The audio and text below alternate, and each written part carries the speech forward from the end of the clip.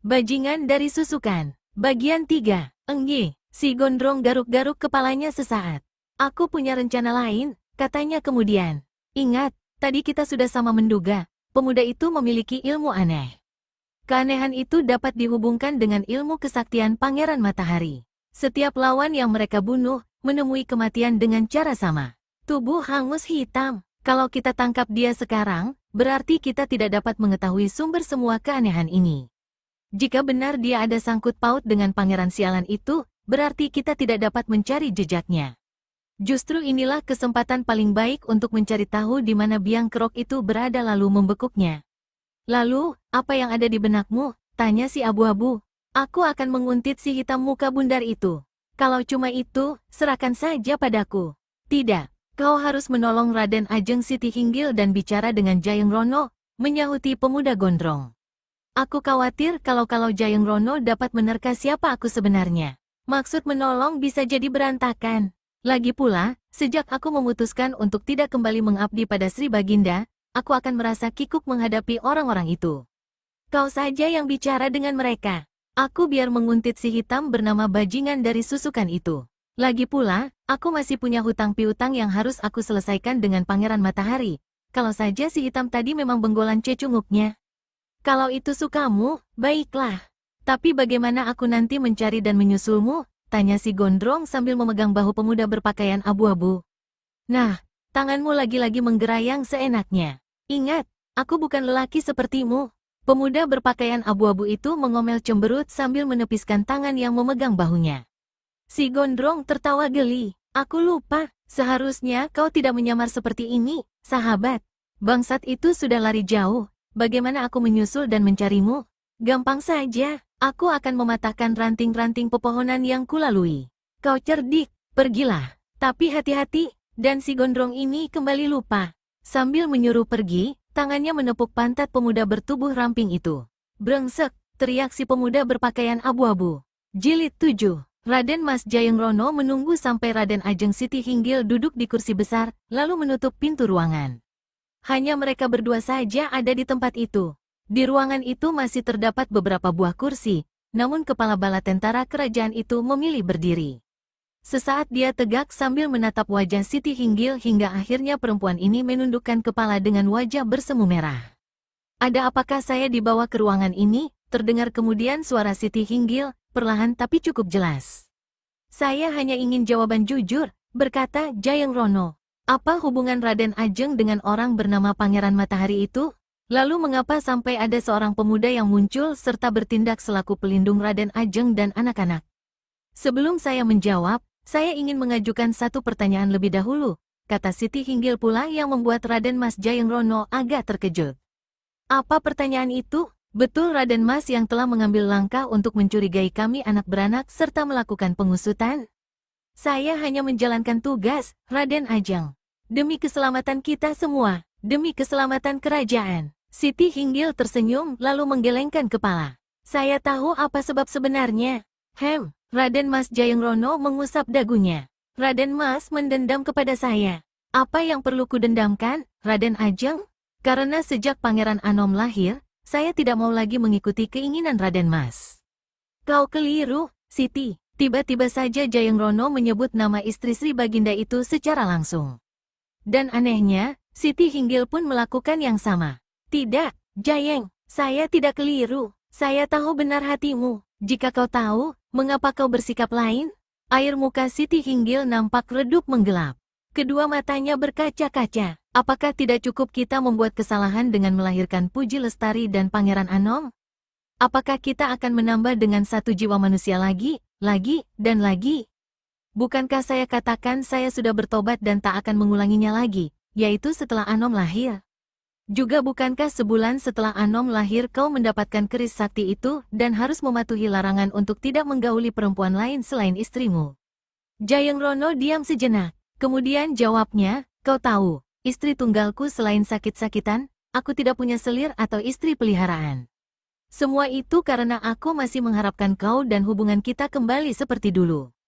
18 tahun aku menunggu, Siti. 18 tahun aku tak pernah merasakan kehangatan kasih sayang dan tubuhmu seperti dulu. Saya sudah bertobat, Jayeng, dan kau punya larangan. Cukup hubungan kita yang berlumuran dosa itu hanya menghasilkan puji dan anom. Jangan ditambah lagi, persetan dengan larangan itu, Siti. Apakah kau menyuruh aku harus meracun Sri Baginda agar dapat menikah dan memilikimu secara syah? Kau akan terkutuk dunia akhirat jika kau melakukan itu, Jayeng. Kalau begitu, berarti apa yang kuinginkan lebih baik daripada membunuh Sri Baginda dan mengambilmu jadi istri. Keduanya sama-sama besar dosanya. Sekalipun kau membunuh Sri Baginda, tidak akan aku mau diperistrikan olehmu. Pembunuh dari suami anak-anakku, Puji dan Anom bukan anakmu dan anak raja, tapi anak kita, ujar Jayeng Rono dengan mata membesar. Saya ingin keluar dari ruangan ini, Jayeng. Bukakan pintu itu, kata Siti Hinggil sambil bergerak bangkit dari kursi. Tapi Jayeng Rono memberi isyarat agar dia duduk kembali. Kau belum menjawab pertanyaanku tadi? Aku tidak ada hubungan apa-apa dengan Pangeran Matahari. Juga tidak tahu mengapa ada pemuda yang muncul mengaku hendak melindungi kami. Siti, jangan dusta, sangat jelas ceritanya bagiku. Cincin emas bergambar burung Raja Wali milik puterimu, milik anak kita, pernah terlihat dipakai Pangeran Matahari waktu keparat itu menyerbu istana. Setelah sekian lama lenyap, tahu-tahu cincin itu dikabarkan berada di tangan Puji. Kalau tidak ada apa-apa, mana mungkin hal itu bisa terjadi? Siti Hinggil duduk terpaku di kursinya. Sebaiknya kukatakan saja bagaimana kejadiannya. Hati kecil perempuan ini bertanya-tanya. Namun sebelum dia sempat membuka mulut, di hadapannya Raden Mas Jayeng Rono melangkah mendekati dan berkata setengah berbisik seraya merunduk. Dengar, Siti, aku sudah mengatur satu rencana hingga kita bisa berhubungan seperti dulu tanpa satu orang pun tahu atau curiga, termasuk Sri Baginda. Siti Hinggil tercengang mendengar kata-kata Jayeng Rono itu. Apa maksudmu, Jayeng? Kau akan kutangkap dan dimasukkan dalam kamar penyekapan di salah satu bagian istana. Di situ aku telah membuat sebuah pintu rahasia hingga bisa keluar masuk tanpa ada yang mengetahui. Kita bisa bertemu setiap saat. Kita bisa melakukan apa yang dulu pernah kita lakukan 18 tahun lalu. Bukankah ini yang sama-sama kita tunggu, Siti? 18 tahun? Gila, waktu yang sangat lama. Tidak, Siti Hinggil bangkit dari kursi besar. Wajahnya menyatakan perasaan hatinya yang sangat marah. Aku sudah bertobat, apapun yang terjadi, aku tidak akan mengulang perbuatan terkutuk itu lagi. Yang sudah, ya sudah. Cukup kita mempunyai dua orang anak haram, Puji dan Anom. Tapi sekali ini kita tak perlu menjalin hubungan yang menghasilkan keturunan. Keluarlah dari ruangan ini, ujar Siti Hinggil dengan suara mendesis. Kalau begitu, aku betul-betul akan menyuruh tangkapmu. Dengan tuduhan mempunyai hubungan dengan perusuh dan pembunuh bernama Pangeran Matahari itu. Kau boleh melakukan apa saja. Aku tidak takut, jawab Siti Hinggil. Ketika dia hendak melangkah ke pintu, tiba-tiba dari luar terdengar pintu diketuk. Panglima Jayeng Rono harap segera keluar untuk memberikan pertolongan. Keparat, maki Jayeng Rono dalam hati. Seperti hendak ditendangnya pintu itu berikut orang yang ada di luar karena geramnya. Namun mau tak mau, dia terpaksa membuka pintu seraya membentak. Ada apa berani mengganggu kami yang sedang melakukan pembicaraan penting? Perwira muda yang tegak di depan pintu dengan muka pucat ketakutan, cepat membungkuk. Raden Kertopati gawat. Racun pukulan bajingan dari susukan agaknya tak terbendung oleh totokan. Darah mulai keluar dari hidung, telinga, dan mulutnya. Lalu kalau sudah begitu, apa kau kira aku bisa menolong? Apa kau kira aku dukun patah ahli pengobatan? Sentak Jayeng Rono. Perwira muda itu semakin ketakutan. Maafkan saya, Panglima. Saya hanya melapor karena khawatir. Di mana dia sekarang? Masih terbaring di tangga depan. Pergilah, aku akan menyusul ke sana, kata Jayeng Rono. Setelah perwira muda itu berlalu, Jayeng Rono berpaling ada Siti Hinggil. Kau tak ingin merubah keputusanmu? Tidak, jawab Siti Hinggil. Sekalipun kepalaku kau pancung, hatimu terlalu keras. Mana cinta kasih yang dulu selalu kau berikan untuk kehangatan kita berdua? Masa lalu tak perlu diungkit dan tak akan terulang lagi. Apa masih belum jelas bagimu, Jayeng? Kau akan menyesal, Siti.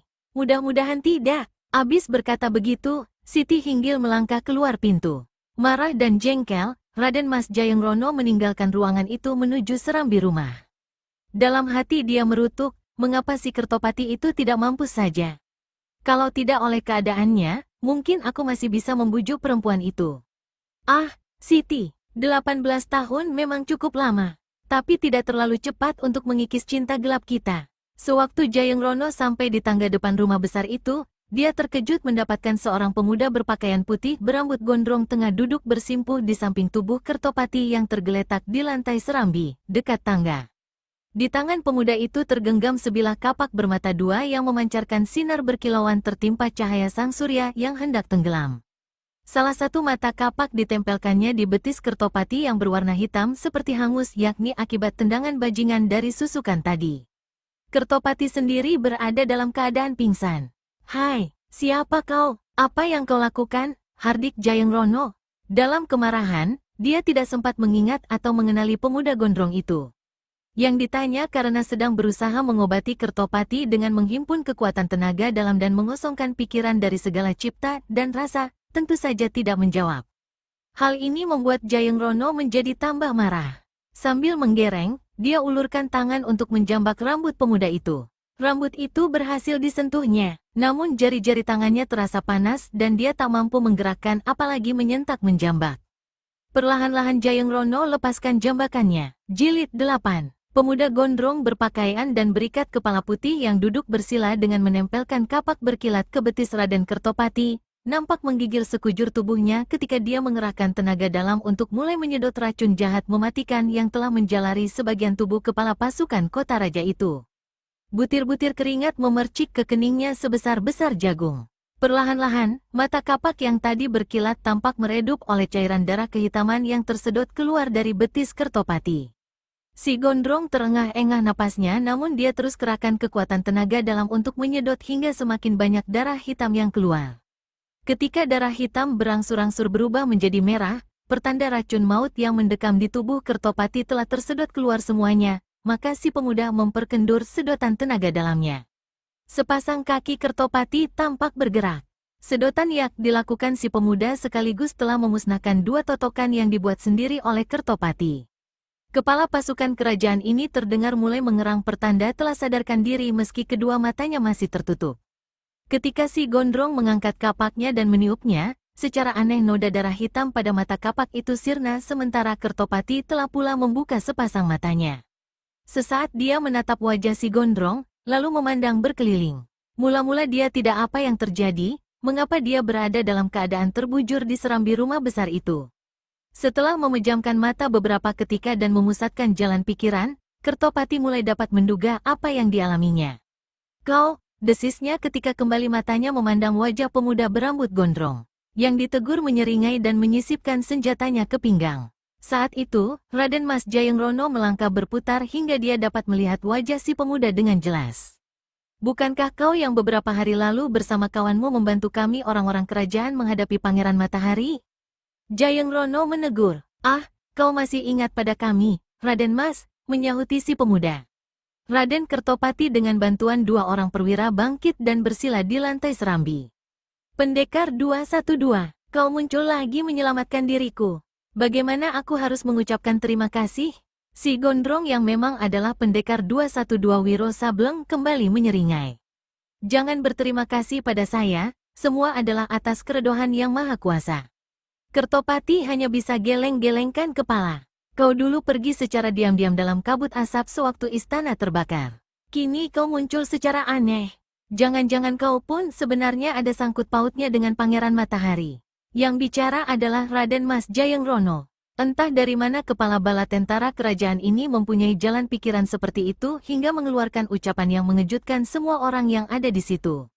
Sebaliknya, murid Eyang Sinto Gendeng dari Gunung Gede sendiri dicurigai seperti itu, tetap duduk bersila dan tenang, malah masih sunggingkan senyum.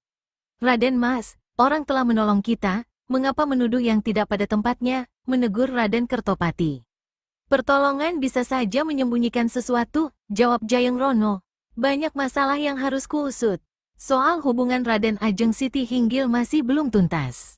Kini muncul pemuda ini dengan masalah baru. Sebaiknya kita berjaga-jaga." Dimas Kertopati, lalu tiba-tiba sekali, kepala bala tentara kerajaan itu menusukkan dua jari tangannya ke arah dada kiri pendekar 212. Wiro Sableng cepat menangkis, tapi totokan Jayeng Rono mendarat di dadanya lebih dulu hingga tak ampun lagi, tubuhnya menjadi kaku kejang. Seharusnya jalan suaranya pun ikut tertutup. Namun karena gerakan menangkisnya tadi, totokan Jayeng Rono hanya sempat membuat auratnya saja yang kaku sedang jalan suara masih membuka.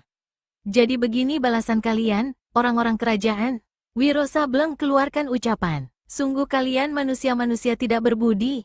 Raden Mas, saya minta pemuda itu dibebaskan. Yang bicara adalah Raden Kertopati sementara semua orang yang ada di tempat itu sama tidak mengerti mengapa Jayeng Rono menotok pemuda gondrong yang telah menyelamatkan jiwa Raden Kertopati. Serahkan saja urusan ini padaku, Dimas. Kau harus istirahat agar kesehatanmu pulih kembali. Jika dia ternyata memang tidak menyembunyikan niat jahat terhadap kita, pasti akan kubebaskan. Aku ada satu pertanyaan untukmu, Gondrong. Dulu kau muncul bersama kawanmu pemuda langsing berpakaian abu-abu itu. Di mana dia sekarang? Dia justru menguntit pemuda kulit hitam yang kabur itu, jawab Wiro polos. Nah, apa kataku? Temanmu itu bukan menguntit, mungkin sekali tengah menolongnya dari luka akibat goresan Kiai Gajah Putih. Heran, bagaimana orang sepertimu punya pikiran buruk dan picik seperti itu, tukas Wiro Sableng yang membuat wajah Jayeng Rono bersemu merah. Dia lalu cepat-cepat memberi perintah pada orang-orangnya untuk menaikkan pendekar itu ke atas punggung seekor kuda. Dia juga memerintahkan para bawahannya untuk menangkap Raden Ajeng Siti Hinggil dan Raden Ayu Puji Lestari Ambarwati. Di atas punggung kuda, dalam keadaan tertotok, pendekar 212 Wiro Sableng terdengar keluarkan ucapan. Bawa pemuda itu, teriak Jayeng Rono pada bawahannya. Sesaat setelah kuda yang membawa pendekar 212 berlalu, kepala bala tentara kerajaan ini masih tegak termangu. Apa maksud keparat itu dengan tembok ruangan punya 1000 telinga? Dia membatin dalam hati, namun tak bisa menjawab ataupun menduga. Di dalam ruangan batu yang terletak di bawah tanah pada ujung timur kawasan istana, pendekar 212 Wiro Sableng tergeletak di atas lantai dingin berlumut. Dia merasa bersyukur karena Jayeng Rono tidak merampas kapak maut naga geni 212 yang ada di pinggangnya. Berkali-kali dia mencoba mengerahkan tenaga dalam untuk memusnahkan totokan yang menguasai tubuhnya, tapi sia-sia saja. Dalam merutuk habis-habisan perbuatan Panglima Bala Tentara Kerajaan itu, Wiro tenggelam dalam satu kekhawatiran yang amat sangat. Seperti dituturkan di muka, antara dia dan pemuda berpakaian kelabu sahabatnya itu telah diatur rencana. Wiro akan menolong Raden Ajeng Siti Hinggil dan Raden Ayu Puji Lestari dari tuduhan Jayeng Rono, sedang si kelabu akan menguntit pemuda berkulit hitam, bajingan dari Susukan, untuk menyelidik siapa pemuda itu sebenarnya dan kemana dia melarikan diri. Dalam serial Wiro Sableng sebelumnya yang berjudul Pangeran Matahari dari Puncak Merapi, telah dijelaskan bahwa pemuda berbaju kelabu itu bukan lain adalah seorang gadis jelita berkepandaian tinggi bernama Nilu Tua Klungkung. Selama beberapa tahun dia menyamar sebagai seorang nenek yang selalu mengenakan pakaian biru dan mengabdi pada kerajaan. Sampai pada suatu hari, dia menjadi putus asa ketika dirinya dikalahkan oleh Pangeran Matahari. Tak kuat menanggung rasa malu dan merasa tak layak kembali mengabdikan diri pada kerajaan, maka Nilu Tua Klungkung terbujuk oleh hasutan setan, menjadi mata gelap dan hampir bunuh diri jika tidak tertolong oleh pendekar 212 Wiro Sableng. Keduanya kemudian jadi bersahabat. Keadaan sahabatnya inilah yang sangat dikhawatirkan Wiro. Saat itu, Nilu Tua Klungkung menguntit dan mengejar bajingan dari Susukan. Kalau benar dugaan bahwa pemuda berkulit hitam itu ada sangkut pautnya dengan Pangeran Matahari, dan kalau sampai sahabatnya itu berhadapan dengan Pangeran Keparat itu, berarti Nilu Tua Klungkung akan menemui bahaya besar tanpa dia sendiri dapat menolong. Jayeng Rono Keparat, kau akan menerima pembalasanku, begitu Wiro memaki tiada henti. Lalu pendekar ini menyesali diri sendiri. Mengapa dia menyetujui usul gadis itu untuk menguntit bajingan dari Susukan, bukan dia sendiri yang melakukannya? Wiro menarik nafas dalam. Kalau sampai terjadi apa-apa dengan sahabatku itu, sampai ke neraka pun aku akan mencari Pangeran Keparat itu. Wiro berjanji pada diri sendiri. Apa yang bisa kulakukan saat ini? Sialan betul. Apakah aku harus berteriak seperti orang gila? Sialan, benar-benar sialan. Jilid 9. Matahari yang mulai tenggelam, malam yang mulai turun membuat udara mulai gelap. Meskipun pemandangan dalam jarak jauh agak tertutup kini, namun pendengaran yang tajam membuat Nilu Tua Klungkung tetap dapat mengetahui kemana arah lari orang yang dikuntitnya. Sambil berlari, dia tidak lupa untuk mematahkan setiap ujung ranting dari pepohonan yang dilaluinya. Ini adalah sesuai janjinya pada pendekar 212 Wiro Sableng, sebagai petunjuk jika pendekar itu menyusul dan mencarinya. Dia sama sekali tidak tahu kalau kini Wiro tengah mendapatkan kesulitan, ditotok dan disekap di sebuah ruangan bawah tanah. Gajah Rimbun alias bajingan dari Susukan berusaha mempercepat larinya. Goresan luka keris sakti Kiai Gajah Putih terasa sangat perih dan sekujur tubuhnya saat demi saat semakin dingin. Demikian dinginnya hingga walaupun dia berlari sejauh itu, namun tak setetes keringat pun keluar dari pori-pori tubuhnya. Nafasnya mulai menyesak. Lidahnya terjulur dan kepalanya terasa pening. Namun semangatnya menjadi besar ketika di kejauhan dia mulai melihat jalan lurus mendaki. Di antara kegelapan turunnya malam, dia bahkan dapat melihat pondok kayu di ujung jalan yang mendaki itu. Begitu dia sampai di depan bangunan, langsung Gajah Rimbun jatuhkan diri ke tanah, mengengah-engah dan keluarkan seruan tercekik, "Pangeran, saya Gajah Rimbun telah kembali." Tak ada jawaban. Agaknya pangeran tak ada di rumah. Membatin Gajah Rimbun. Kreekek, terdengar suara berkereketan. Pintu pondok terbuka. Sesosok tubuh berpakaian serba hitam muncul. Ada gambar gunung dan matahari di dada pakaian hitam itu. "Pangeran," seru Gajah Rimbun. "Bajingan dari Susukan, kau kembali lebih cepat dari perkiraan. Apakah kau berhasil menjalankan tugas sesuai perintah?" "Saya berusaha melakukan sesuai dengan petunjuk dan perintah. Namun mohon maafmu, Pangeran. Saya menemui kesulitan," jawab Gajah Rimbun. Ada bayangan rasa takut tersembunyi di antara kata-katanya. Paras Pangeran Matahari tampak berubah. "Katakan apa yang terjadi," katanya perlahan tapi uaranya bernada angker. Gajah Rimbun lalu menerangkan pengalamannya di kota raja. Dia juga memperlihatkan goresan luka yang kini tampak seperti membusuk di pahanya. Pangeran Matahari sama sekali tidak peduli dengan luka itu. Menoleh pun dia tidak. Sementara itu, karena rasa dingin yang semakin menggila, Gajah Rimbun kini tak sanggup lagi berdiri. Kedua kakinya seperti beku, tubuhnya terduduk ke tanah. Sayang sekali," kata Pangeran Matahari sambil melangkah mundar-mandir di depan pondok. "Kehebatan yang telah kau perlihatkan sehari sebelumnya menjadi pupus dengan kegagalan hari ini." "Saya telah melakukan apa yang saya bisa, Pangeran." "Diam," hardik Pangeran Matahari. "Kau bukan melakukan apa yang kau bisa, tapi harus melakukan apa yang ditugaskan. Kau tahu artinya kegagalan ini?" Gajah Rimbun terdiam, wajahnya yang pucat semakin pucat. "Saya mohon pertimbanganmu, Pangeran." "Beri kesempatan sekali lagi," meminta Gajah Rimbun. Pangeran Matahari mendengus lalu tertawa hambar. "Bagiku kesalahan dan kegagalan bukanlah satu hal yang bisa diperbaiki. Karena itu sudah terjadi, penyesalan pun tiada arti. Namun aku masih bermurah hati memberikan satu kesempatan padamu." "Terima kasih, Pangeran. Terima kasih. Apa yang harus saya lakukan?" Pangeran tinggal mengatakan. "Saya akan mengerjakannya." "Begitu," ujar Pangeran Matahari tak acuh. "Apakah kau sadar waktu kau melarikan diri kembali kemari ada orang yang menguntitmu?" Terkejutlah Gajah Rimbun mendengar pertanyaan itu. Dia memandang berkeliling dengan mata dibesarkan tapi tak melihat orang lain berada di tempat itu. "Manusia tolol, percuma kau menyandang nama bajingan dari Susukan," memaki Pangeran Matahari. Dia berpaling ke arah semak belukar lebat di sebelah kiri jalan yang menurun lalu berseru. "Penguntit, keluarlah dari tempat persembunyianmu." Nilu tua kelungkung yang berada di balik rerumpunan semak belukar itu, menyadari kehadirannya di situ sudah diketahui orang tak bisa berbuat lain kecuali keluar perlihatkan diri. Ketika melihat siapa yang muncul itu, Pangeran Matahari kaget sesaat kemudian langsung saja dia mengumbar tawa panjang. "Hahaha, cicak kurus berpakaian kelabu ini rupanya.